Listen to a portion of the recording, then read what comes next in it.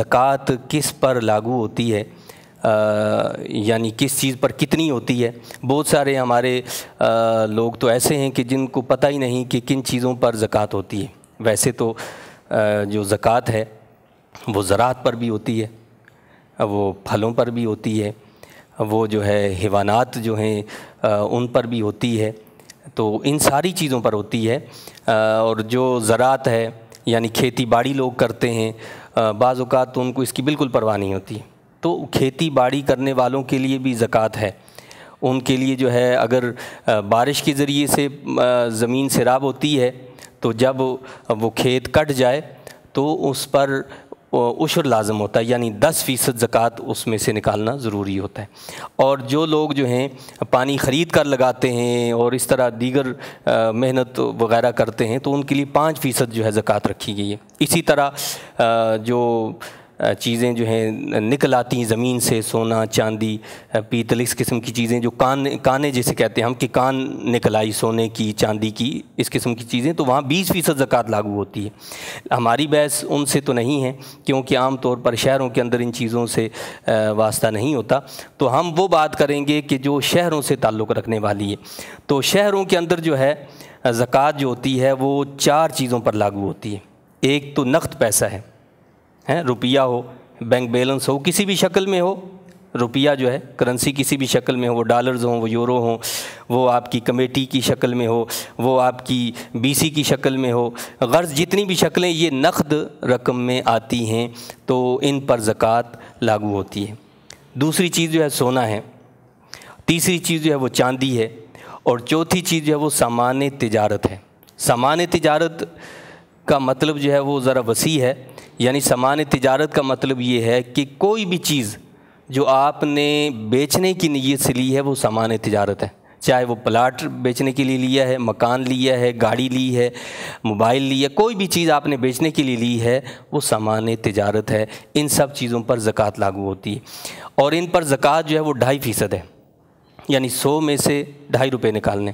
اللہ چاہتا تو کہتا کہ 2.5 روپے تم رکھو اور باقی جو ہے زکوٰۃ دے دو، تو ہم کیا کرتے؟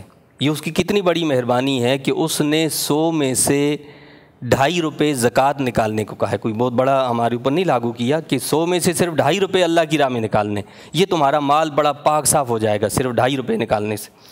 تو 2.5 روپے 100 میں سے نکالنے کے حساب سے جتنی جس کو اللہ نے مالیت دی ہے اس میں سے اس نے زکوٰۃ نکالنی ہے، 2.5% زکوٰۃ نکالی جائے گی۔ اس میں اس چیز کا خیال رکھنا ضروری ہے کہ زکوٰۃ کی تاریخ مقرر اور متعین ہونی چاہیے۔ لوگ اس کا خیال نہیں رکھتے۔ بھائی تاریخ کیسے مقرر ہو؟ مثال کے طور پہ میں آپ کو ایک مثال دیتا ہوں کہ آج کی تاریخ میں 28 شعبان المعظم کو ایک لڑکی کی شادی ہوتی ہے، اور اس شادی میں اس کو زیور دیا جاتا ہے، اس کے پاس جو ہے مثلا مثال کے طور پر 3 تولے سونا آ گیا ہے، اس کے پاس کچھ دیگر رقم بھی آ گئی ہے، کچھ چاندی بھی، مختلف چیزیں آ گئیں، تو وہ صاحب نصاب ہوگی۔ وہ صاحب نصاب کیسے ہوگی؟ یعنی 52.5 تولہ چاندی یا اتنی مالیت کی رقم یا اتنی مالیت کا سامان تجارت ہو یا اتنی مالیت کی زائدہ ضرورت چیز موجود ہو تو وہ صاحب نصاب کہلاتا ہے۔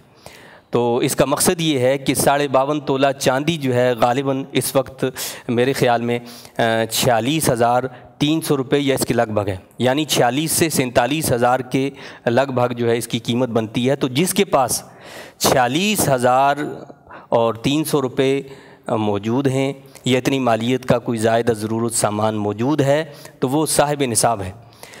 اب ہم نے یہ دیکھنا ہے کہ ہم نے کہا کہ ایک لڑکی کی شادی جو ہے وہ 28 شعبان المعظم کو ہوئی، اس کے پاس سونا آ گیا، چاندی، یعنی وہ صاحب نصاب ہوگی۔ اب ہم نے یہ دیکھنا ہے کہ اگلے سال اسی تاریخ کو 28 شعبان المعظم کو دیکھنا ہے کہ اس کے پاس کتنی مالیت ہے۔ اگر اس کے پاس وہ سونا وہ چاندی موجود ہے یا اس میں کم ہو گیا ہے لیکن کم از کم وہ اتنا ہے کہ ہم اگر اس کی قیمت معلوم کرتے ہیں تو وہ 52.5 تولہ چاندی کی رقم کے مقدار پہنچ جاتا ہے تو اس پر زکوٰۃ لازم ہے، یعنی وہ اب صاحب نصاب ہے۔ اس پر سال گزر گیا، 28 شعبان سے 28 شعبان تک اس کا سال پورا ہو گیا، اب آئندہ ہر سال اس کو 28 شعبان کو زکوٰۃ نکالنی ہے۔